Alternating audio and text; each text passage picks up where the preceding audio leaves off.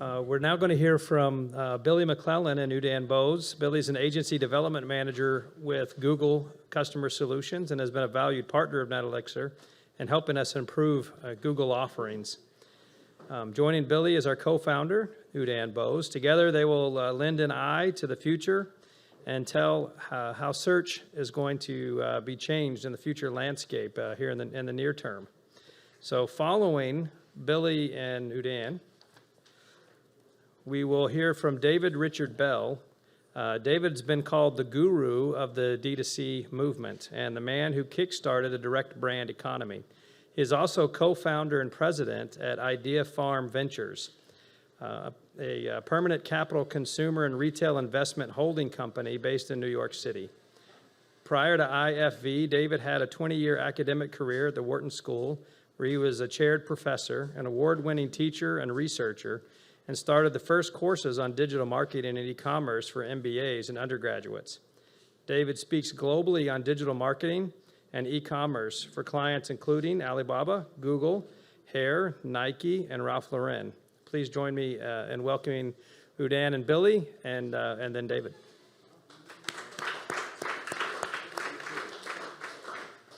Thank you very much. I promise that I'll keep this presentation to 5 to 7 minutes because I'm standing in between David Bell, one of our favorite speakers. I don't want to take too much time.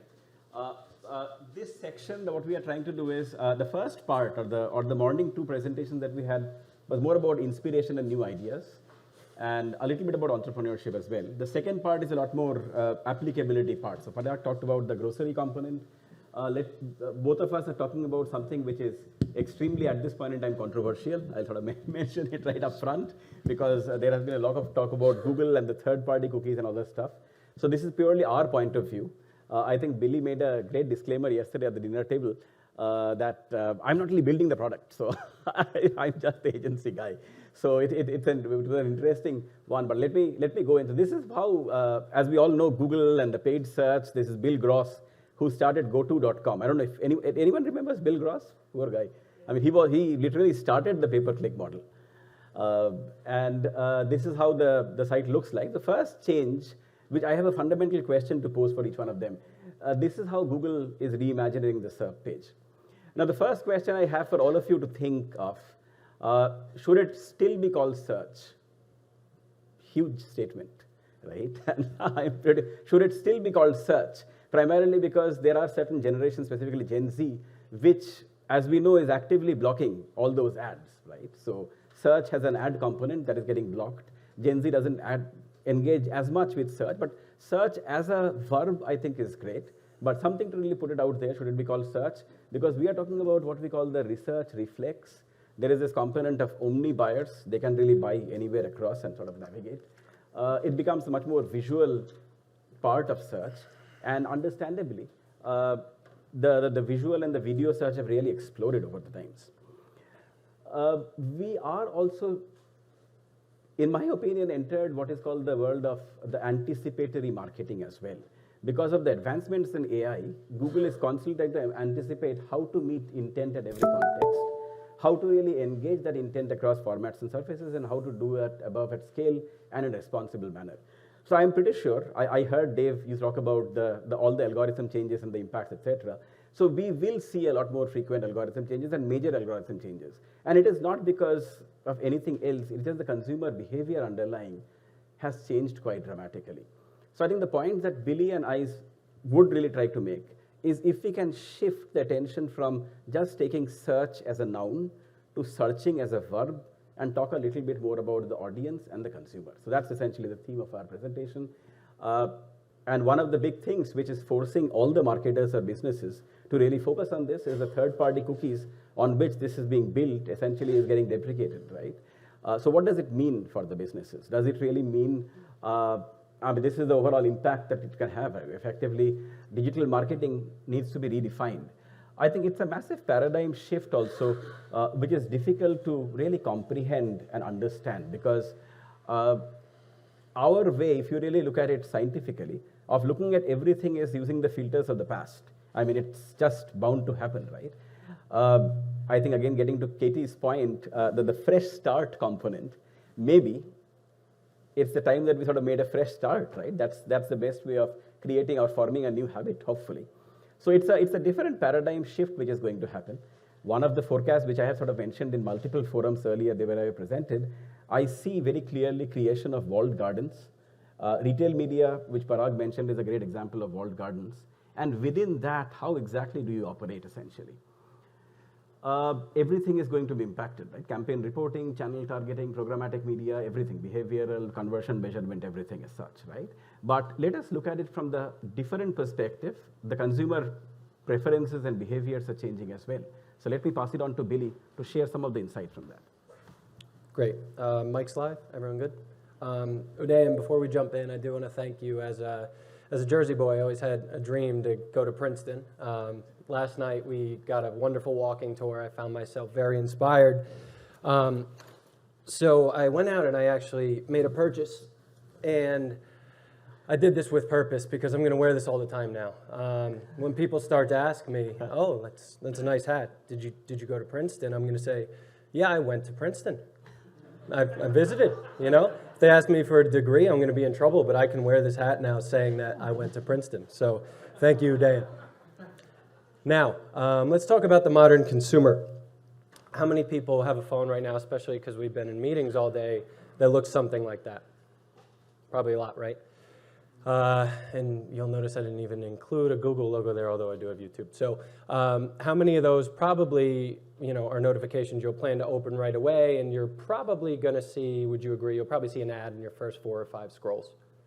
Probably annoying, right? You just want to catch up with your friends, see who texted you, but of those ads, how many are actually going to be pretty relevant? And the answer, it's scary. Well, I see a no handshake, so we might have some stuff to talk about. But the answer is a lot more than they used to be, right? I'll put it that way. So moving forward, I want to talk about the role of the modern consumer because things have drastically changed. So to not spend too much time on this, Google and Boston Consulting Group a few years ago did a study about where's marketing going, what's the modern marketing story. And I think some of these terms are already brought up by our previous speakers today when we talk about disruption, acceleration, et cetera. But this modern consumer and their new behavior has caused a disruption, which has led to an acceleration of what's needed from a marketer's standpoint. And with that, Google and a lot of the other partners that you've actually been working with have had to have transformative times within their product suite to make sure we are transforming to meet this modern consumer. And only then do we consider that once we've had products that meet that demand and that new maturity that's needed, that we can help our clients help to have an impact. So this stat really gets me every single time I stand it. You saw all the notifications that were on that phone, but according to an internal Google study, we know this path to purchase is more complicated than ever. Why? This consumer is more empowered than ever. Not only are they be giving push marketing, they're getting pull marketing. They still have their same triggers, and I'll get to that in a second. But they're being faced with a ton of information throughout their path to purchase, which can ultimately influence their decision. You might not realize it, but if you start to really look about how you go about a path to purchase, you know, start to finish, and start really being cognizant of what's around you, this stat will start to resonate. So with that, I had a really interesting conversation earlier. I don't want to call anyone out because that will be embarrassing. But we were talking about the consumer journey changing and the fact that it's no longer linear. And the comment I heard back, which I thought was really bright, was, I don't know if it's ever been linear. I said, well, you know, I think that's pretty good. But we can all agree we've probably moved away from, or should be moving away from, that traditional funnel that we've seen in your marketing textbooks, right? Awareness, consideration, action, which ironically are the terms Google uses.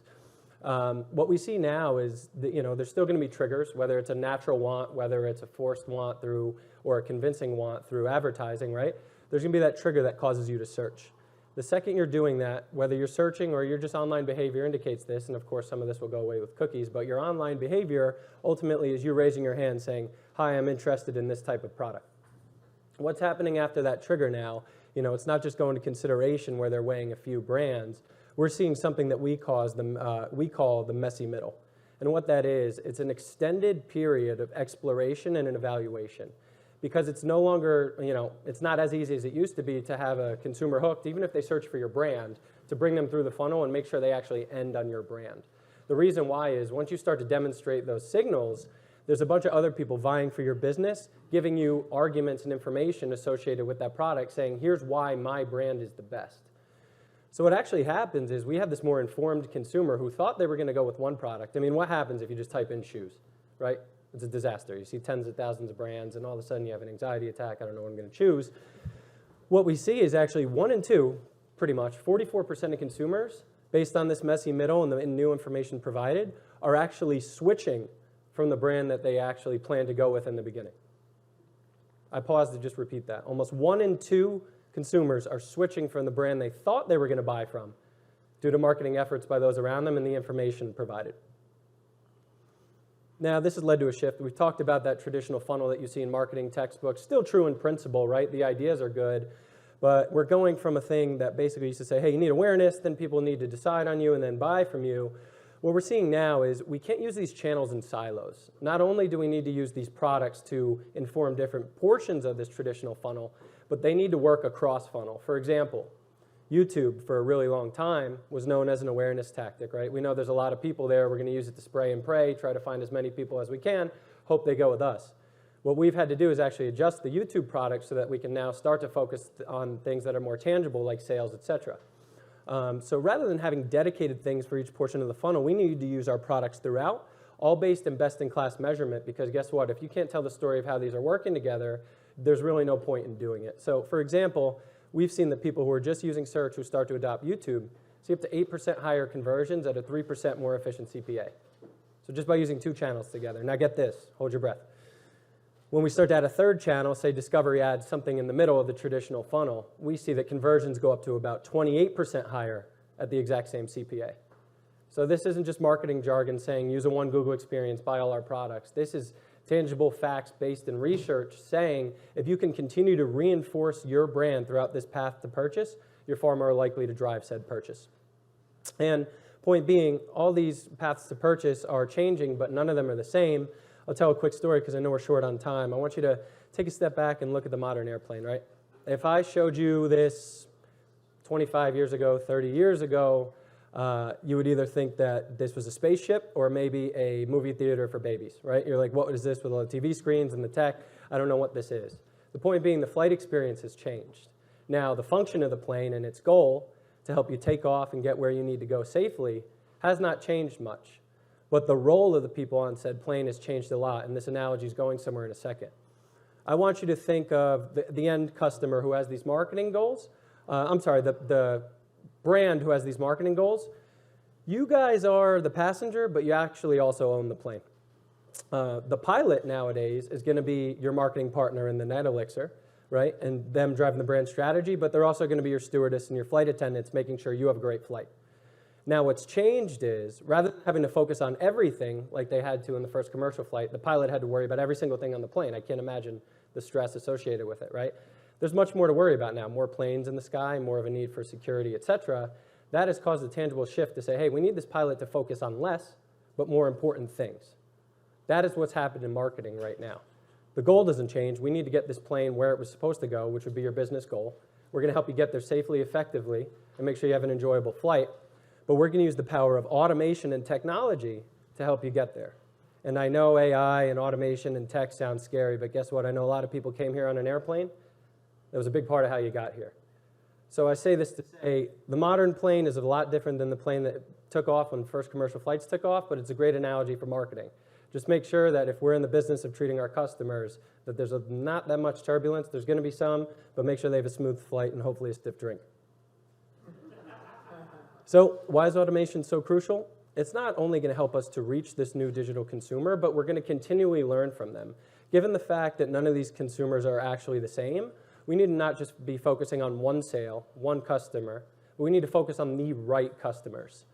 And so this is my last slide, and then I'll hand it back to Udayan. But what I want to start talking about today is we went from a world where we couldn't do any smart bidding, couldn't use any automation, to then going out with things like max conversions that say, hey, just get me as many conversions as you can get, because that was the best tech available. Now with some of our AI and our technology, we can actually start bidding on the most profitable customers because we know that they're not all the same. I'd rather have 3 conversions from a customer who over the lifetime is going to be worth 500. That's going to give me a 50, you can do the math, versus the 10 conversions from a $100 customer.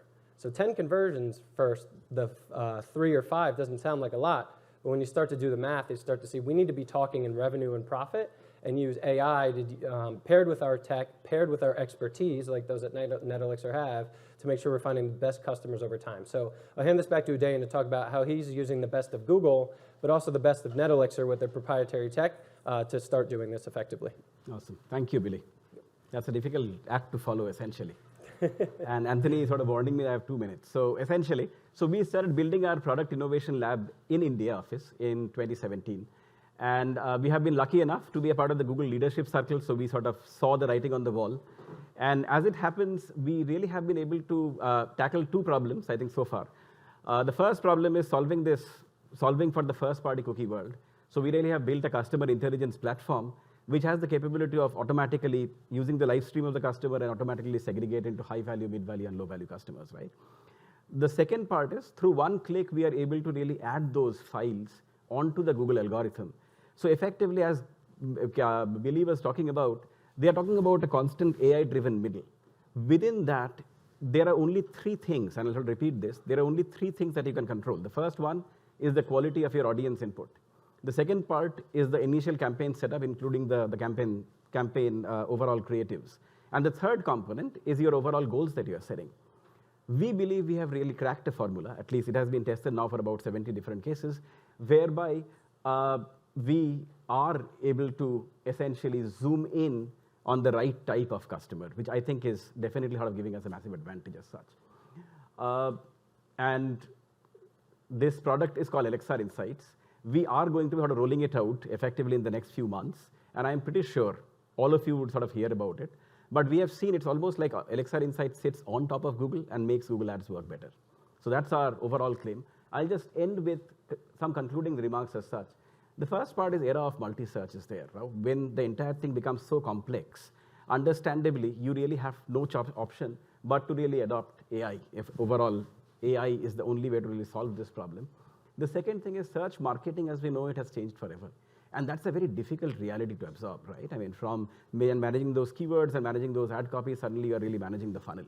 The third component is without the use of AI, how exactly would you really even get to that level of growth which Billy is talking about? And the last part, I think there are options, there are AI-based technologies. It is just for you to really make that fresh start and take your search marketing and the search to the different level as well. But last but not the least, I'll sort of leave you with this pretty troubling thought. Will Google be still called a search engine in the next 5 years? So with that, thank you very much. Let me call in David.